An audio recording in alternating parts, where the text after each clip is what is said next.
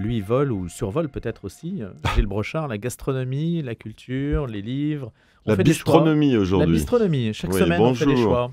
Ça va, Oui, Gilles? bah écoutez, j'ai lu dans le dernier numéro du Nouveau Conservateur qui vient de sortir, il y a un papier intéressant sur le patrimoine vivant qu'on appelle le bistrot parisien. En fait, c'est un mot qu'on appelle bistronomie, qui a été plutôt inventé il y a quelque temps par Candebord et Guy Savoy, qui ont des bistrots. Alors, c'est un vieux mot, évidemment, je vais y revenir, mais autrefois, évidemment, on appelait ça une taverne, une buvette. On dit que ça vient du russe Une gargote, bistra. bah justement, ça vient du russe en 1814. Alors, je parle sous contrôle de Jean Pruvaud, évidemment. Quand les C'est discuté, nous dit. Oui, c'est discuté. Jean. Alors, c'est vrai qu'on disait quand les troupes russes occupèrent Paris, ça voulait dire rapide. Il y avait un côté rapide, le bistrot.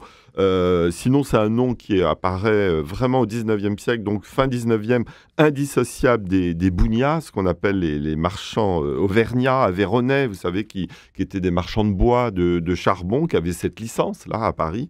Et puis, leur activité va s'étendre au vin, aux spiritueux.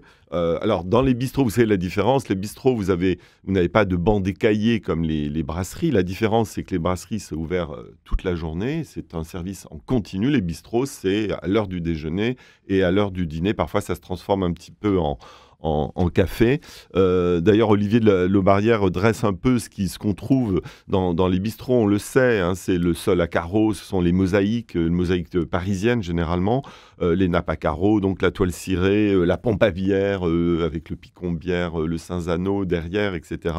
Et puis, c'est en fait la mise en valeur de notre patrimoine, la richesse de notre patrimoine français.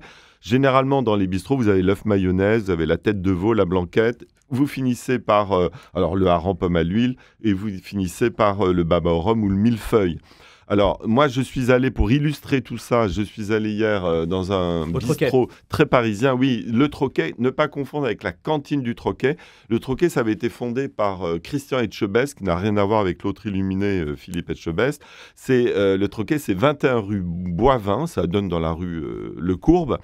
Et Christian Etchebest avait œuvré succédant à son oncle, et ça avait été repris il y a aujourd'hui 14 ans par un chef très talentueux qui a travaillé avec Pierre Gagnère notamment, et qui s'appelle Marc Mouton, et qui défend une cuisine du Sud-Ouest. Alors je lui ai demandé justement pour lui comment avait évolué son troquet typiquement parisien, avec une très belle terrasse, il y a 40 places, 60 places intérieures, 40 à l'intérieur, et il m'a répondu.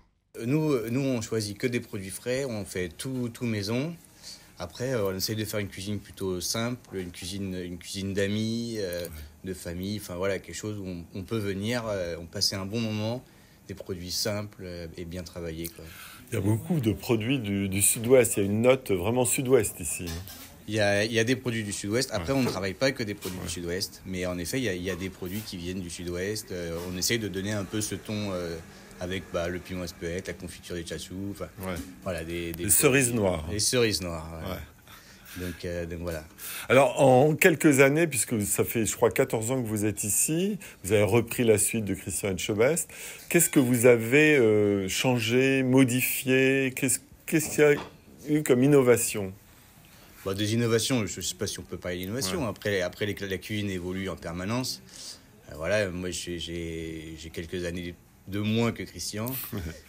Donc forcément, la cuisine a un peu évolué par rapport à ça aussi. Quelle est votre définition du bistrot parisien? Bistrot parisien, c'est un endroit qui est simple, où on mange bien, où c'est convivial. Voilà, on y va entre potes ou avec ses enfants. On passe un bon moment sans se poser de questions.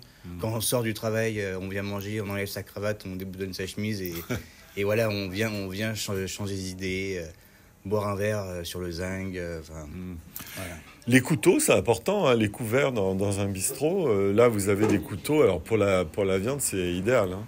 Ouais, on a pris des gros couteaux des Laïeuls. Voilà, c'est vrai que c'est sympa déjà, c'est un bel objet. Et puis, c'est toujours plus agréable de pouvoir couper sa viande plutôt facilement qu'être en train de batailler, quoi. Donc, voilà. Même si on essaie de prendre de la viande qui n'est pas dure non plus, quand même. Parce que... Et pour les desserts, alors c'est des desserts un peu canailles, c'est des desserts traditionnels parce que on a ici le riz au lait, on a le soufflé, on a le millefeuille parfois. Ouais, après, il y a les desserts habituels qu'on peut trouver dans tous les bistrots et les brasseries. Après, par exemple, il y a un dessert qui est un peu plus... Il y a le sandwich chocolat, donc c'est du pain grillé avec un crémeux chocolat, avec de la fleur de sel, du piment d'Espelette, un peu d'huile d'olive. Donc voilà, il y a aussi des desserts qui peuvent un peu changer comme ça. Mais sinon, voilà, c'est plutôt on cherche à se réconforter, quoi. Marc Mouton, interrogé par Gilles Brochard. Et si vous êtes sur YouTube, il y a également les photos du Troquet, donc c'est rue Boivin, près de la rue Le Courbe. Un petit dessert canaille, ça c'est sandwich chocolat, c'est ça? On marie un peu des choses insolites? D'abord, c'est insolite. Alors, comme la plupart des chefs de bistrot, ce ne sont pas des vrais pâtissiers. Ils sont une petite équipe. Lui, il est tout seul en cuisine. Il a une personne avec lui.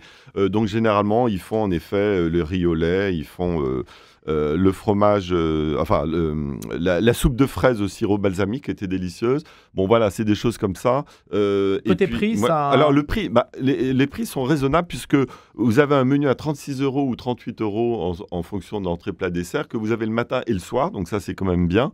Donc, en général, il faut compter 13 € pour une entrée et un plat pour 23 €. Il fait le gibier l'hiver. Donc, moi, je retournerai l'hiver parce qu'il fait quand même le lièvre à la royale, qui est quand même un des plus importants plats de gibier, des ossets, vous savez, qui est assez sophistiqué. Et puis, je tiens à dire qu'il ferme le dimanche et le lundi. Je vais donner un téléphone aussi, parce que vous pouvez appeler, c'est 01 45 66 89 00, donc 21 rue Boivin dans le 15e. Et alors, les infos sur le site, hein, bien sûr. Les infos, et puis un mot sur le vin, par exemple, moi j'ai bu, alors il fait des vins, ce que j'aime bien aussi dans les bistrots, c'est que vous avez une petite ardoise et vous avez 3 verres de vin blanc, 3 verres ou 4 verres de vin rouge avec des prix différents. Donc ça, je trouve ça intéressant. J'ai bu par exemple un Saint-Chinian, c'est Petit Paradis, c'est les vignobles de Foncalieu. C'est un vin de 2022, c'est à base de Syrah. C'est une AOP, donc ça c'est intéressant. Donc c'est des petits cultivateurs. J'ai bu aussi un très bon champagne. Alors j'ai pas le nom sous les yeux malheureusement, mais c'est des petits producteurs. C'est ça que j'aime bien, qu'ils mettent en avant. Et les prix sont quand même assez raisonnables. C'est le patrimoine français, la cuisine française. Est-ce qu'il y a encore la sociologie? Dernière question, réponse rapide, Gilles. Il y a la sociologie parisienne encore pour le bon vieux bistrot. Le bon vieux bistrot, la parisienne, en fait, ça existe encore, ça? Oui, et ça va, je pense, être reconnu dans les mois ou peut-être les années qui viennent, puisqu'il y a un courant pour qu'il soit inscrit au patrimoine culturel immatériel de l'UNESCO. Il y a une association autour de ça, comme il y a l'association de l'œuf mayonnaise. Donc vraiment, je vous renvoie à la revue du Nouveau Conservateur. Il y a un petit dossier là-dessus qui est très très bien. Vous pouvez le trouver dans différentes librairies. Et puis, allez au Troquet. Ce genre de bistrot, ça mérite vraiment d'être défendu. Vous présidez des associations, Gilles, non? Moi, je voulais en créer une, peut-être avec vous, l'association de défense du subjonctif imparfait. Ah bah évidemment, tout de suite. Si, vous êtes d'accord, je suis dans l'association du point-virgule aussi, défendre le point-virgule, qui est très importante, qu'avait fondé Geneviève Dorman en son temps. Moi, j'aime beaucoup le subjonctif imparfait. Absolument. Et Jean Prévost va nous en parler sans doute, mais ça n'a rien à voir avec la gastronomie, même si c'est sur la langue aussi, bien sûr. Merci Gilles.